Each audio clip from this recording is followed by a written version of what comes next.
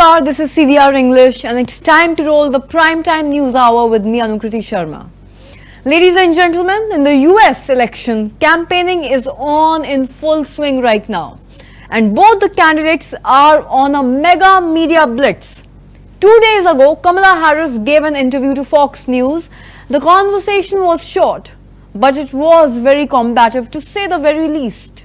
Harris talked about everything, right from immigration to gender affirmation surgery. What stood out though was how she distanced herself from Joe Biden's legacy, and this was rather prominent during the interview. On the other side, Donald Trump was also on Fox News, this time for a town hall. He was trying to woo the women voters. He backed his support for IVF or in vitro fertilization. But he did it in his true Trumpian fashion by calling himself the father of IVF. 2 presidential candidates, 2 conversations, and 1 TV network at the center of it all. Looks like Fox News is the favorite this election season. There's less than 3 weeks to go for the polls, viewers, and both Kamala Harris and Donald Trump are on Fox making their final pitches to the voters. You see, on the 17th of October, Kamala Harris sat down with Fox News anchor Brett Baier. The conversation wasn't very long, just around 25 minutes. It was her first interview with the network since she became the Democratic presidential nominee.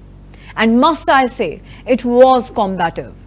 There was a lot of back and forth happening with a few slightly hostile moments where it was clearly indicative of a lack of active listening as well as defensive interruptions during the interview, majorly on the part of the anchor.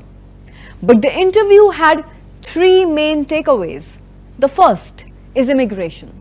It's a key issue in this presidential election. Kamala Harris was asked about her stance and her many flip-flops.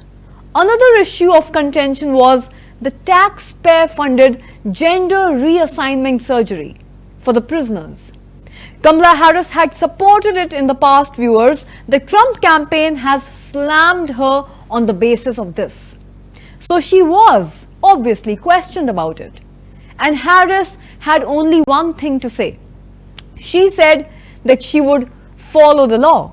But she also stressed at the same time, she also stressed in the same breath that it was indeed the same law that even Trump followed. In fact, the federal law has been in effect since February 2018, which brings us to the third issue.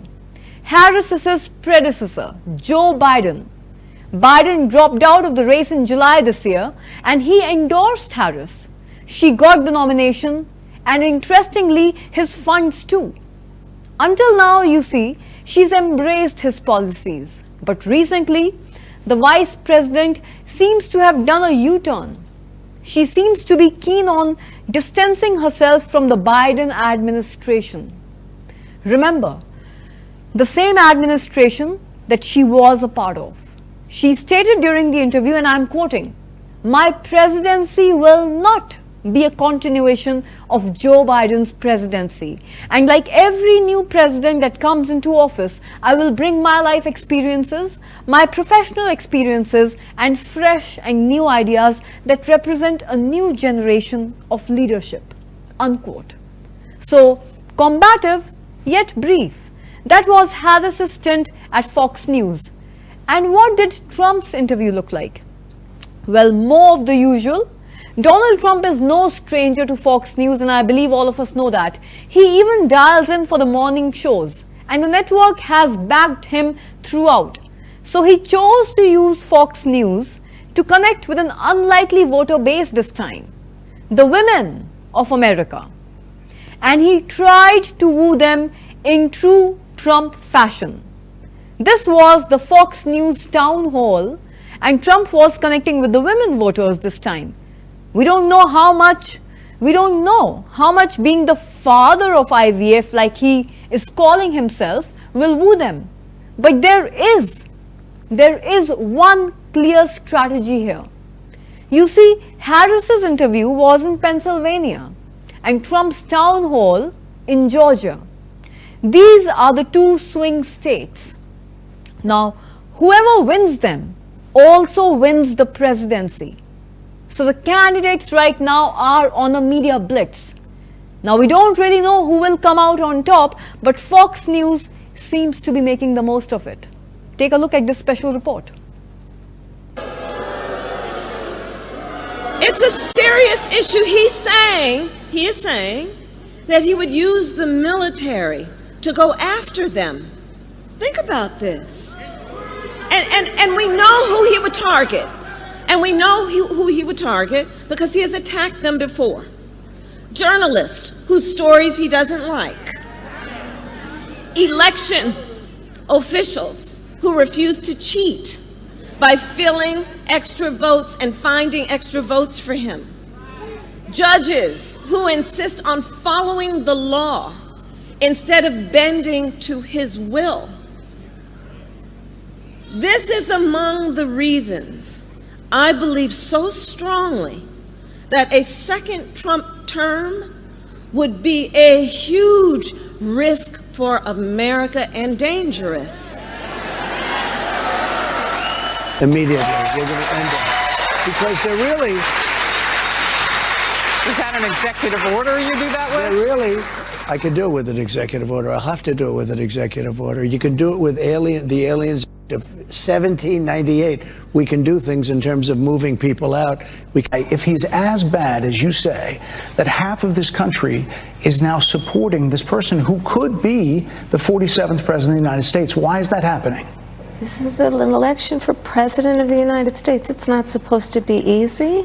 I know, but it's not supposed to be. It is not supposed to be a cakewalk for anyone. So are they misguided, the 50%? Listen, are they stupid? What is it? I would never say that about the American people. And in fact, if you listen to Donald Trump, if you watch any of his rallies, he's the one who tends to demean and belittle and diminish the American people. He's the one who talks about an enemy within, an enemy within, talking about the American people, suggesting he would turn the American military on the American people. We asked that question to the former president today. Harris Faulkner had a town hall, and this is how he responded.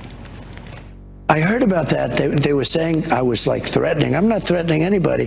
They're the ones doing the threatening. They do phony investigations. I've been investigated more than Alphonse Capone. He was the greatest gangster. No, it's true. No, but think of it. It's called weaponization of government. It's a terrible thing.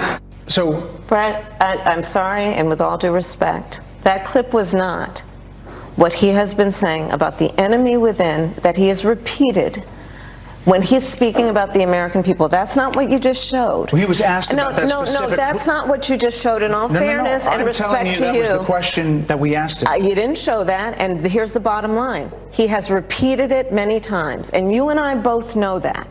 And you and I both know that he has talked about turning the American military on the American people. He has talked about going after people who are engaged in peaceful protest. He has talked about locking people up because they disagree with him. This is a democracy.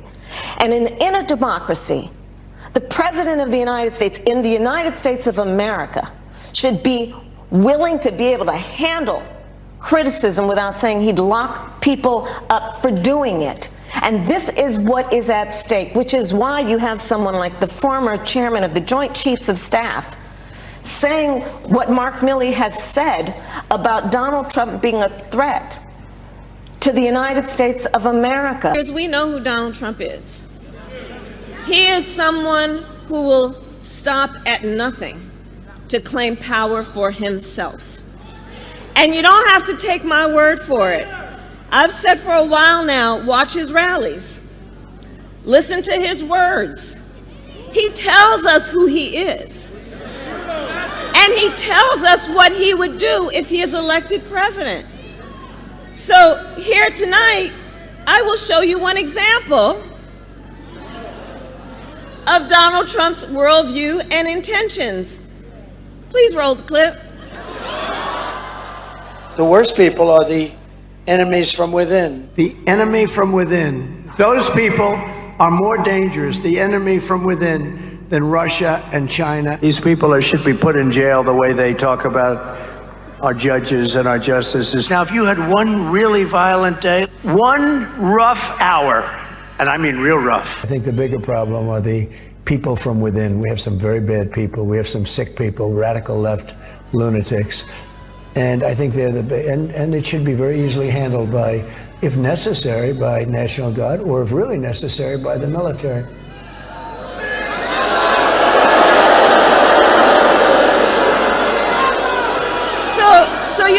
So you heard his words. You heard his words coming from him.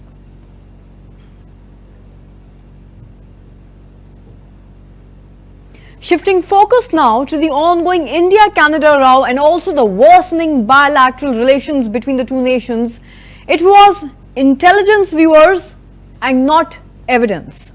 Justin Trudeau has finally admitted to it, that his government gave no proof to India, and with this statement, he now stands exposed. You see, Trudeau destroyed India's relationship with Canada without having any concrete evidence, without having any hard facts. We have it from the horse's mouth. Listen to this. Intelligence, not hard evidentiary proof. So we said, well, let's work together and look into your security services and maybe we can get that done. And at that point, it was primarily intelligence, not hard evidentiary proof. So we said, well, let's work together and look into your security services and maybe we can get that done. And at that point, it was primarily intelligence, not hard evidentiary proof. So we said, well, let's work together. You see, viewers, Trudeau was at a public inquiry recently and he was testifying about foreign interference into Canada and his government's response to it. More specifically, this inquiry is looking into Trudeau's own shortcomings. So the spotlight was directly on him, and that's what he's trying to deflect now by shifting the blame to India. But in the process, he's only made the situation worse for himself. In his testimony, Justin Trudeau referred to an incident from last year. It happened at the G20 summit. Remember, India had played host to that summit last year. Trudeau had especially flown to New Delhi to attend this summit. Now he claims to have confronted India on that particular visit. Watch this. Expressed a real concern around it. He responded with the usual response from him, which is that we have people who are outspoken against the Indian government. We knew that they were involved and expressed a real concern around it. He responded with the usual response from him, which is that you saw that video? In that video, Trudeau is actually referring to the Indian Prime Minister Narendra Modi. Both the leaders had met on the sidelines of the G20 summit last year, and Trudeau claims that he discussed the Nijjar case with the Prime Minister Modi, the case that triggered this current standoff. Some context for our viewers here. Canada is blaming India for the death of a man called Hardeep Singh Nijjar. He was shot dead in Canada last year. Nijjar was a Khalistani campaigning to break up the state of Punjab from India. He had been designated as a terrorist by the government of India, and India wanted him arrested. Trudeau conveniently skips that fact in his statements, but he only ended up embarrassing himself. Listen to this now. With us, their asks of us was, well, how much do you know? Give us the evidence you have on this. And our response was, well, it's within your security agencies. You should be looking into how much they know. You should be engaging us. No, tell us what you know. Show us the to cooperate with us. Their asks of us was, well, how much do you know? Give us the evidence you have on this. And our response was, well, it's... Trudeau had said that India asked his government to show the evidence. And how did Canada respond? By telling India that you should look into this, unquote. In other words, Canada had no concrete evidence to support their claims, and they expected India to find the evidence just on the basis of Justin Trudeau's words. Like we have said earlier, he is in the trust me bro phrase. And this whole spat with India is a result of that. Needless to say, it couldn't have been more bizarre. It shows how Trudeau handled, or rather mishandled, this whole situation. He blamed India in the Canadian Parliament. He sabotaged an important bilateral relationship just on the basis of what he calls quote-unquote preliminary intelligence. And this happened 1 year ago, viewers. So Trudeau had enough time to make amends, to fix the damage, or to provide the evidence to back up his wordy claims. He did neither. Canada still has not given any evidence to India. Take a look at this. The Canadian government has not shared any shred of information with us. As regards the allegations, PM Trudeau's own admission yesterday would indicate the value of these allegations. As regards our stance, we will naturally reject false imputations against our diplomats. September of 2023, the Canadian government has not shared any shred of information with us. As regards the allegations, PM Trudeau's own admission yesterday would indicate the value of these allegations. As regards our stance, we will naturally reject false imputations against our diplomats. September of 2023, the Canadian government has not shared any shred of information with us. As regards the allegations, PM Trudeau's own admission yesterday would indicate the value of these allegations. As regards our stance, we will naturally reject. New Delhi says that Canada has not shared any shred of information, but 4 days ago the Canadians upped their antiques. They accused 6 Indian diplomats of some serious crimes like murder and extortion. This fiasco is now backfiring on Trudeau. It has severely undermined whatever was left of his credibility, viewers. It is becoming increasingly difficult to take him seriously now, especially after his testimony. Only intelligence and no hard proof. This is what he has stated. This admission will now haunt Trudeau. No mature country would give much weight to such claims. Intelligence, by its very nature, needs substantial corroboration to be credible.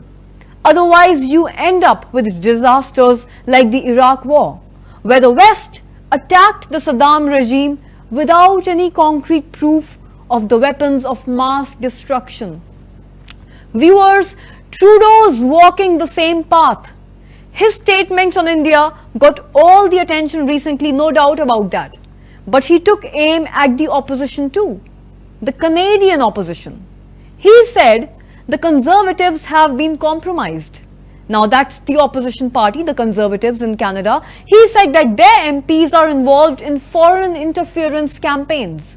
Again, Justin Trudeau claims that he has specific intelligence and that he can name the compromised lawmakers, but he did not name them. As expected, the Conservatives have issued a sharp reaction. Their leader is a man called Pierre Poilievre. He is also the leader of the opposition in Canada. Now, Poilievre has dared Trudeau to release the names of those compromised lawmakers, and he has not minced his words. He said, quote unquote, Justin Trudeau is lying, and that China helped him to win the last 2 elections. In fact, Trudeau was grilled on that too. The Chinese interference, Chinese meddling. Unlike India, there is plenty of evidence to suggest that China is meddling in Canada, that it meddled in the Canadian elections to help Trudeau win. They even caught a compromised lawmaker last year. His name is Han Dong. Dong lobbied the Chinese diplomat to keep 2 Canadians inside a jail in Canada.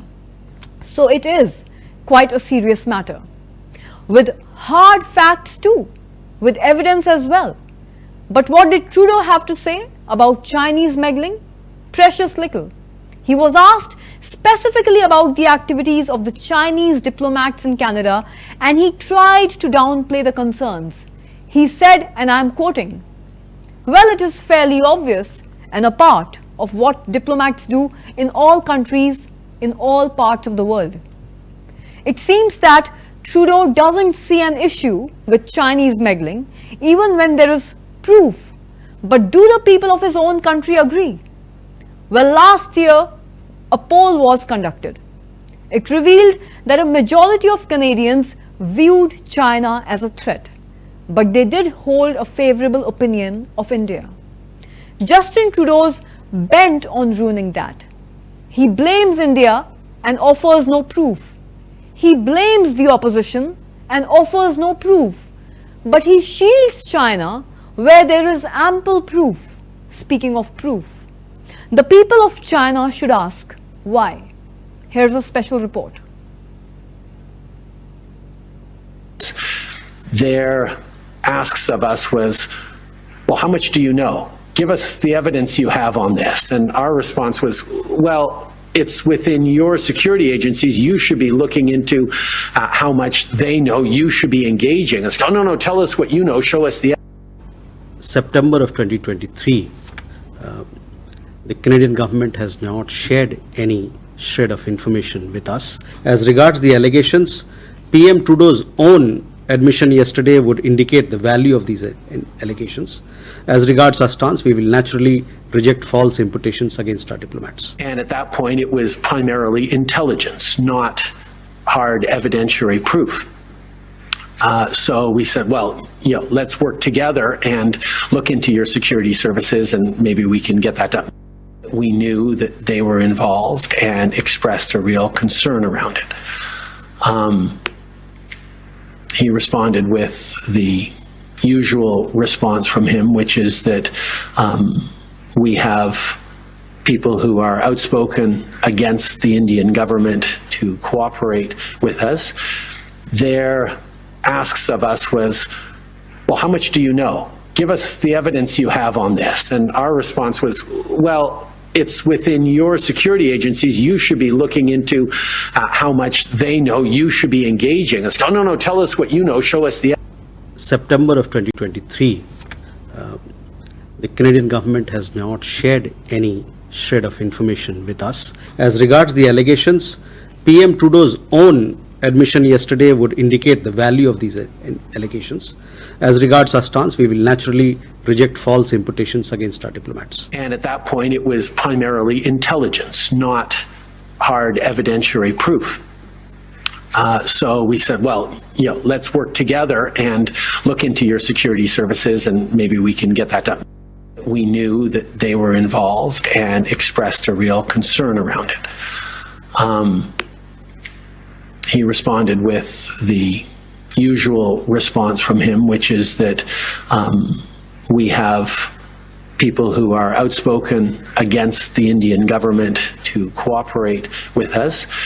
Their asks of us was, well, how much do you know? Give us the evidence you have on this. And our response was, well, it's within your security agencies. You should be looking into how much they know. You should be.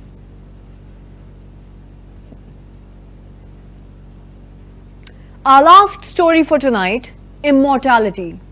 It has long been seen as science fiction until recently, until the tech millionaires got involved, their brilliant minds and their large wallets. They have embarked on a quest for eternal life. And their flag bearer is this man by the name of Brian Johnson. You may not have heard of him, but you've most likely seen him online, sometimes holding vials of blood and sometimes bags of golden liquids. But he's always wrinkle-free. Johnson is the viral king of supposed age reversal. He's a tech mogul. Some years ago, he made a massive fortune after selling his company to eBay. eBay, that's an e-commerce company. He made around $800 million from that deal.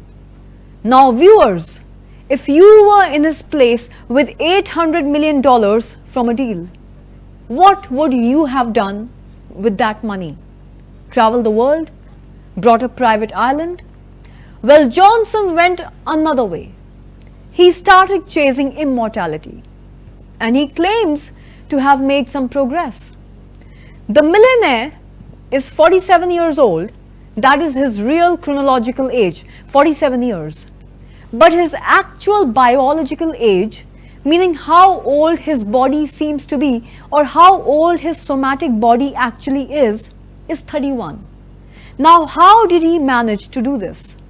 Johnson takes more than 100 supplements a day. He does not eat after 11 a.m. And when he does eat, it's exclusively pureed vegetables, or what we mere mortals call baby food. He also submits himself to constant medical checkups. He goes to bed at sharp 8:30 p.m. and he also undergoes a bizarre array of treatments, from shockwave therapy to blood plasma exchange. Plasma is the yellowish component of blood, by the way. It contains protein. Last year, Johnson swapped his blood with his teenage son, whom he fondly calls the blood boy. Later on, Johnson also removed 1 liter of his plasma and transferred it to his father, who is 71 years old chronologically. And now Johnson claims that this has reduced his father's biological age by 25 years. This plasma transfusion has reduced his father's age by 25 years. So the big question, I believe, here is the Johnson family tree actually benefiting from one man's anti-aging fanatics? Well, scientists are skeptical. They say that markers of good health, like good blood quality or lung capacity, cannot be the markers of de-aging. So people can get healthier, but their age cannot be reversed. Yet the tech mogul remains undeterred. And now he has removed all of his plasma and replaced it rather with albumin, which is another type of protein, and he claims that this will further reduce his age. By age, I mean his biological age. But as absurd and expensive his health agenda is, Johnson is now hardly alone. Peter Diamandis, a US entrepreneur, he regularly undergoes blood plasma exchange as well. And those who aren't changing their own biology are investing hundreds of millions of dollars in companies that are trying to do it, like Amazon founder Jeff Bezos and PayPal founder Peter Thiel. So this is the bold ambition of the rich white men. They want to stop time, but at what cost? And this question is not about finances, viewers. This is a bigger, sort of a more existential question, if you will allow me to. Why do some people dread getting older? Why has this always been the case? Why have we always been scared of aging and death? Because age reversal may sound like a very futuristic concept to you, but historically, humans have always sought cures for aging. In many ways, the so-called future of anti-aging is pretty much like its past, bizarre, morbid, but often a source of entertainment too. It is a spectacle of people with huge resources spending their money, time and effort on a joyless pursuit that is most likely bound to fail. And even if it works, even if these tech moguls do manage to reverse aging, what is the point of this long life that they are chasing with baby food and lamb blood? Here's a special report. You've now completed Super Veggie. Good job! Eating this can take me up to 34 minutes. I know, I've timed it. So sometimes I do a blended version. It's just as delicious and takes less time to eat. Because let's be honest, we all have things to do. For this version, toss your prepared Super Veggie and a little water into a blender. Blend until smooth. Whether blended or chopped, you can top with some new salt, a sodium-free salt substitute. Super Veggie makes me super happy, and it will for you too.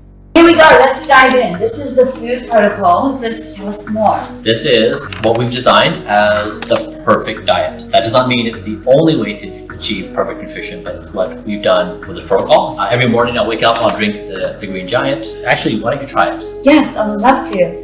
It's delicious. Yeah, I agree. It's so delicious. It's delicious too, it is, yeah. Yeah, it's delicious. Wonderful. I would so drink this. So that plus this is morning. This for breakfast, this is super veggie, which is black lentils, broccoli, cauliflower, mushrooms, ginger, garlic. On this, I drizzle extra virgin olive oil and then chocolate. So if you want to try this. So I pair it with vegetables, which doesn't seem to make sense on the outside, but actually is delicious. I have been spending millions of dollars for the past 3 years working to slow my speed of aging. In doing this, my team and I have looked at the scientific evidence and we've tried to design the perfect diet.